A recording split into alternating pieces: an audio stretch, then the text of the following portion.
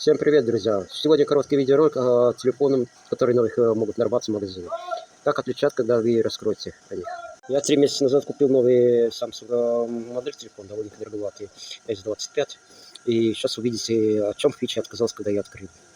Вот и его плата материнская. Еще мы из этой стороны сразу видим сервисный ремонт и маркировку. Деталь, который заменил, всегда в сервисе отмечает, маркировку делает. Это первое уже знак, что он не новый. Скорее, сборка из какой-то свалки. В оригинальном магазине купил, нарвался. Второе, у меня начался.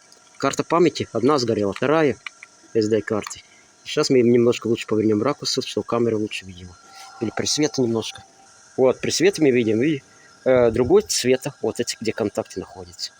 Видно, что большая температура, металл даже поменял цвет, где контакт. Вот почему у меня 3 карты памяти за один день сгорели.